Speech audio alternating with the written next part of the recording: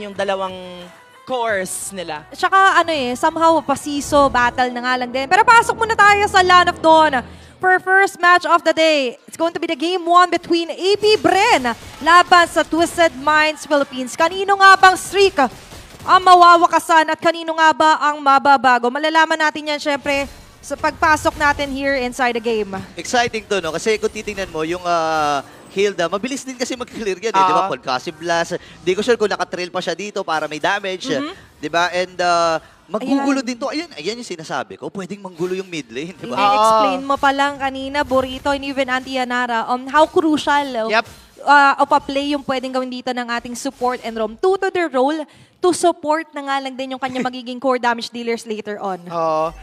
Nagiging maganda yung pagpipigil ng Twisted Minds kasi kapag naging aggressive si James Punks earlier on, kaya niyang pabagsakin si MP The King. Pero alam mo, may napansin lang ako, tayo pala ang ABA trio. Ba't aba? ABA. Okay. Aba. Sorry. Sige. Siya. Paliko na tayo dito. Kasi si James Pang, sabi mo nga, kung magiging aggressive siya, doon papasok at nakakapitalize sa Twisted Minds. Yung ganong klase mga pagpasok. Okay, nag-render na si MP The King dito habang nandun yung flash combo mula kay Der. Oops. Layo muna dito ang Twisted Minds. Naging may ingat din ang kupunan na ito kasi ayaw din naman nila mag-overextend. Somehow, pwedeng maging hit and run yung strategy dito ni HGC. Katulad nun, di ba? Pagka-hit, balik muna siya sa linya niya at sakto si James Pang sa makakasalubong. Aray, ang sakit! Winashing-washing siya doon, tingnan natin. Aabot na ng pana. Tinamaan, hindi ko alam kung tinamaan siya doon, pero buhay pa rin si HGC dito eh. Oo, naging maganda yung heal na nagmumula doon sa Florin. Tsaka kung papansinin din natin, somehow ang pinaka-edge dito for Twisted Minds is more on the survivability and prolonging later on nung pwede maging team fights. Pero balik tayo dito, unang pagong, masesecure ng AP Bren. Mabilisan lang talaga yun. And yun naman yung idea, no? Kapag nakaalis ka, ayaw mo munang mag-contest. Yes. Kasi nga naman gusto mo Ipon munang stocks. paipunin. Diba? And yun naman eh. Pero ngayon kasi ang naiba itong alis. Dati kasi nagre-release siya sa mga stocks, diba? Pero ngayon kasi more on time ang kinakailangan talaga dito ng isang alis. And for the time, is ayaw nang ibigay yun ng AP Bren kasi maaga silang susugo dito sa purple buff ni MP The King. Okay, speaking of pagsugod, nandun na rin si James for the follow-up. 3v4 na magiging laban dito. Pasok ang kumula ng AP Bren. James, critical flicker from there. Pero nandun yung mga pagtalon-talon. Napatay pa si Chomscore dito. Nadamay pa si James. 1-for-1 na magiging palitan. Pero sabi ng AP Bren, sige, ilaban natin. Andun si there with the flash combo. Habang si Kekedot naman ay naka-abante din. Nakaalabang ang AP Bren. Okay, maganda yung pag-overwhelm nila doon. Pero sino nga ba ang pinakalumamang sa pagkakataon ng clash? I would say AP Bren. Ito yung binabanggit natin kanina. Kailangan maging mabilis ni HGZ and Escalera. Kasi in that specific sequence, nakuha na ng purple buff si MP The King na pick off pa siya. This is what we were talking about, the early game aggression. Kasi for sure, wala pang ganong capability yung Alice at level 6. Yeah, and for AP Bren, doon talaga sila popondoy kung paano i-punish na maaga si MP The King. Looking at how things are going, nakalamang pa, may first core item Hunter Strike na agad dito si James Punks. Tsaka napapansin ko lang, nagiging problema lang, hindi, kaibahan sa mga Hilda na nakikita natin, lagi kasing naiiwan sa gitna yung Hilda. No? And focus siya sa pag-clear ng wave na yun. Kasi nga naman, kailangan niya rin ng gold, kailangan niya ng experience dito. At doon na iiwan din ng AP Bren dahil nga ang bilis din ang ikot ng kupunan na to no? So sa ikot lang din naman na nakita talaga natin na tinatry mag-react ng Twisted Minds. Pero yung reaction kasi nila, para bang walang pang double down pa sa ngayon. Bayan din dito. So ito yung mga masasabi nga natin, meron ka mga napulot at paano mo yan, may kukonekta. At ngayon kukonekta tayo at babalik sa ating game number 1. Grabe yung pambubrusko, pang box out ni Kekedat doon kay Escalera. Medyo nahihirapan sila dito. Again, balikan ko lang yung sinasabi ni Auntie Nara kanina. Dahil nga naman doon sa pagmusbong din nung meta natin na early game pa lang may damage na yung mga junglers natin or base sa mga junglers natin ay damage dealers talaga. Nahihirapan yung team na kailangan may timer. And yun yung line-up ngayon ng Twisted Mind na sobrang daming items kasi nakakailanganin sa mga dalawang hero na core nila, di ba? Madami kang gugugulin, marami kang kailangan muna dito na pagtuunan ng pansin. Katulad nga ng pagtuon din natin ng pansin sa kung paano makakahabol yung Twisted Minds in terms of iteming up. Kasi sa ngayon, yun talaga yung medyo missing piece kasi wala silang damage ma-inflict agad. Oo, kaya maganda yung ginagawa dito nitong si MP The King na siya yung nagsosolo. Ang sakit naman. Hadi! Oh my gosh! Natunaw ni James Banks doon. Nakabasag pa sila ng torre dun sa may bandang gitna.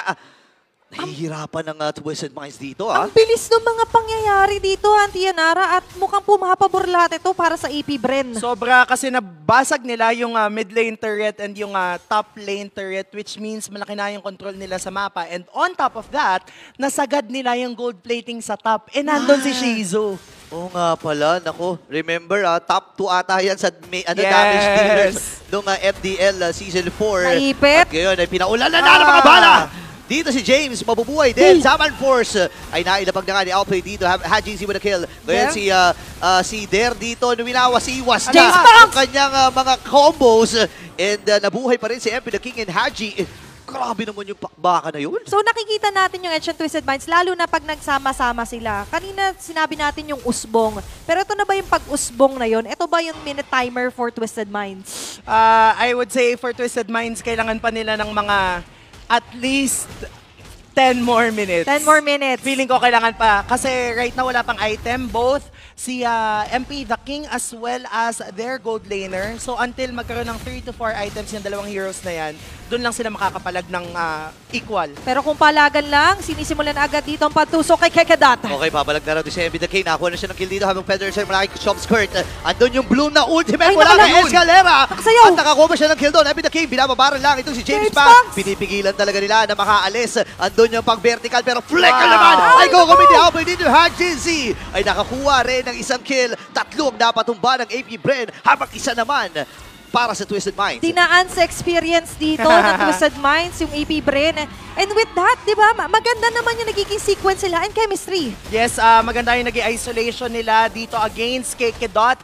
And with that, na-rundown nila yung mga natitirang miyembro ng AP Bren. Napabagsak nila si James Banks, napabagsak din nila si Darren, nakuha nila yung Turtle. So in a way, almost masasabi natin na kahit 2-1 yung Turtle in favor of AP Bren, nakakahanap ng butas yung Twisted Minds. It's more on improvising na nga lang din yung ginawa nila doon. And especially tinitingnan ko kung meron bang humahawak kay Outplayed, eh wala. So Yes. malaya din siyang nakasayaw. Pero kung sa kalayaan lang, syempre mas malaya dito yung, tama ba ako, top sa gold leaders natin, si Shizu for this round. Yep, sobrang laki na ng gold ni Shizu ngayon. Wala. 3 torres siya yata yung nakapagpabagsak. Oo nga. Grabe. Naku, ang tapang na rin dito ng AP Bren. 5 miyembro mula sa kanilang kupunan ang dumadive doon sa purple buff. Pero nakuha ba? Nakuha na Ayun! yung MP the King. Ngayon, Up! papasok na nga rin dito ang Twisted Minds. Ayan Habang na naman. shotgun magiging target nila, Alpha with the kill. Ngayon naman ay nasa yawan. Kekedot ay napatumba. Twisted Minds, eto na yung power spike. That's 2 men down for the side of AP Bren. At nararamdaman natin ngayon na para bang nakuha nila yung groove at napigilan nila si Man with a million moves. Yep, dito talaga papasok yung binabanggit kanina ni Athena na veteran moves experience. Grabe, yung, no? pinapamalas ng Twisted Minds. At yun yung masasabi nating panggugulang na kahit 2K gold lead yung meron ng AP Bren, kapag may nakita silang isolated player, i-rundown nila and matatakot mag-respond yung AP Bren. And especially, bakit ka matatakot kung ikaw ang Twisted Minds? Kasi may Bloom kayo. And Oo. remember, di ba, global, yung mapaprovide dito na heal na nga lang din. Game on number 1. Balik tayo kay Haji na ito yung sinasabi ko. Gagawin talaga ito, manggulo, mag-clear, tumakbo. At tignan kung nasaan yung mga members ng AP Bren. Well, tingnan natin Kasi speaking of Golden Retriever guy, parang si Der dito ang Golden Retriever guy ng AP Bren eh. Siya ang nagbibigay talaga ng I mean yung mga wasi-wasi-was, yung mga flash combo niya, di ba yung disruption? Oo, tama naman din. Dun sa mga setup, and I think iiwas din ang Twisted Minds, lalo na nasa mid-part na tayo ng game. Tsaka pag Golden Retriever, parang more on clingy. Kailangan laging nakadikit. Ay, At ganun yun ba yung yun? laging nakadikit na nga lang din dito si Der, diba? Yung energy niya dito. Sige guys. Aasahan talaga natin. Pero siya, will siya. there be a golden move? Dahil nandito na agad sila MP, the King naka-ulti na. Okay, nakaltokan siya dito. Lapag din Zaman Force, Okay. pero hindi ata mamamaximize. Wala, Kasi agad naglayuan naka. din ang AP Bren. Ay, Pero tumalo sa pasok likod. din si MP the King. Sakto lang yung mga heal with the blooms. Mula dito kay Escalera. Isa kagad ang nawala para sa AP Bren at pagkakataon ng Twisted Mind na kunin itong Lord. Grabe rin naman yung mga pangyayari doon, pero ayaw nilang magpaawat, Burrito. Ito na naman si James sa likod. Grabe, wala daw awat. Flicker ay na-commit na rin ni Der. Ngayon, mag-full commit na dito ang Twisted Minds. Oh, James Ponce. Habang si MP the King, grabe naman. Dire-diretso ang pagpasok niya. Kakabuhay lang ni Kekedot. At pwedeng transition na dito ang Twisted Minds sa Lord. Nakita natin sa pagkakataon na yun, wala namang super magandang trade-off, pero lumamang yung Twisted Minds. I think this is the third time in a row na nakikita ng Twisted Minds na mag-isa si Kekedot na walang kasama and siya yung napupuruan. I think 3 out of the 4 deaths ni Kekedot ay yun yung in a way, bigay ng opening para sa Twisted Minds na i-capitalize yung nag-iisang turtle and then this First Lord. Tsaka ngayon, available na rin ang fleeting time para kay Escalera. Yeah. So, mas hihirap ito para sa AP Bren. Kung kanina yung Bloom na ulti mabilis. Ngayon, mas lalong bibilis. Yeah. Diba? At mayroon pang ibibilis yan mamaya. Pero kung kakabilisan lang din naman, kanina sabi nga natin, among 10 minutes, yung pinaka-inaasahan natin na pag-spike for Twisted Minds. Yeah. Pero nagawa nga nilang i-rush because of the deaths na nakukuha nila dito kay Kekedat. At sobrang ganda rin ngayon na nahahawakan na nila yung mapa. Diba? Nakaangat ang minion wave, hawak pa nilang Lord. Oo, tingin ko din for AP Bren, one opening na kailangan nilang makita ay ma-shutdown and ma-cancel si Outplayed sa pagsayaw. Yun yung pinaka nagiging pahirap sa kanila. Si Outplay gusto nang rin sumayaw. Yes. Inaantay Kasi gusto natin. niya ng cellphone. Diba? Pero dito, ang gusto nila, Torre muna. Tama. Nakapokus. Dire-diretso sila sa Torre dito. Ang mahirap dyan, yung AP Bren naman, yung AP Bren naman may sapat naman sila na clear wave. No? Yep. So, kahit ano man ang mangyari, naka-ready sila doon sa pagsugod ng Twisted Minds. Ang problema lamang dyan, yung next na objective natin ay Luminous Lord na. Yep. So, talagang kailangan nilang paglabanan ito. Bumagana na naman yung ube for Twisted Minds. Yeah. And this is one of the few teams talaga na nakikita natin na nakakapagpagana talaga nito. Pero sobrang laki din kasi, sabihin nga natin, yung risk na kalakip nito. Pero ngayon, maaga yung Predator Sec, may ilang tatamaan pero wala silang instantly na matutor down. Yep, nagiging maganda ngayon yung ginagawa talaga ng Twisted Minds kasi pinagre-react lang nila yung AP Bren. Kanina, nakikita natin na AP Bren yung gumagawa ng plays. Si Chovskirt, si Kekedot, sila yung naghanap ng opening. Ngayon, sila naman yung nahahanapan ng opening and ang ginagawa na lang nila, react ng ulti, react ng spells, kaya nasasayang yung resources nila right now. And somehow, kahit nakikita natin na napoprolong ng Twisted Minds, pero in terms of number, wala namang sobrang laking lead. Diba? Net worth man yan. O sabihin natin kill score. Pero ngayon, yung mga abang na ganito ang nakakatakot, ha? Kaya nga eh. Oo nga, no? Parang, nakita na natin no, para sa Twisted Minds kahapon, yung performance niya ng kupunan na to against Omega. And ang nakakatakot dito, yung power spike ng isang MP The King ay umabot na doon sa sukdulan. No? Konting item na lang. I think ilang item na lang ba ang natin? Siguro mga isang item na lang. At grabe. Diba? The topping of the charts here are 4 members from the side of Twisted Minds pagdating sa total heal. Doon na nga nagre-reflect yung sinabi natin na naka-flash of the Oasis na nga lang din, especially with the Fleeting global time heal. din. Pero, Auntie, what do you think yung pwedeng puruhan dito for AP Bren kung sakali man na sinabi natin sa MP, hindi na siya yung pinaka-first target mo eh. Sino yung magiging next muna na pwede lang i-peel off? Tingin ko, if not Outplayed, kasi medyo mahirap, si James, kasi ganyan yung gagawin niya. Ay, kakasabi ba lang natin kung sino yung pwedeng targetin? Eh, tila bang hirap na hirap ang AP Bren. Si Kekedot na naman napuruhan dito. Kalahati kagad ang kanyang buhay. Pero may soft reset na gagawin ng Twisted Minds dito sa Lord na ito. Ang ganda ng pan-check bush kasi ng AP Bren. No? Kung tumama man yung Death Sonata goods, kung hindi man, alam nila kung ilan ang tao nandoon. Ngayon, ang second Lord ay sinisimulan na nga lang din ng Twisted Minds. 5 sa 5 ang nakikita natin ngayon pero mas nauuna talaga sa mapa. Envision, Untwisted. At grabe rin naman talaga yung entry point dito. ayan na Sobrang nga. heated, sobrang sikip. Ang lalim ni MP The King doon. Ngayon, Uy! atras muna sila. Pero pasok din! Si MP The King ang magiging target yata yung Golden Retriever Boy. Pero ang problema ay nakatakas din. James Pangsay namatay. Wala kagad yung Sakirap jungler si dito MP The ng King. AP Bren. Ngayon, papasok pa rin si MP The King. Winter Sabay Crown! Winter Crown para mag-grow sa player lang. Sabay atras muli dito. Diretso na sila sa Lord. Mas malinis. Kumuha muna ng kill. 2 men down for the side of AP Bren. Sobrang solid. Similar story yung nangyari dito sa skirmish na ito kung saan nakita nila na naka-isolate si Der.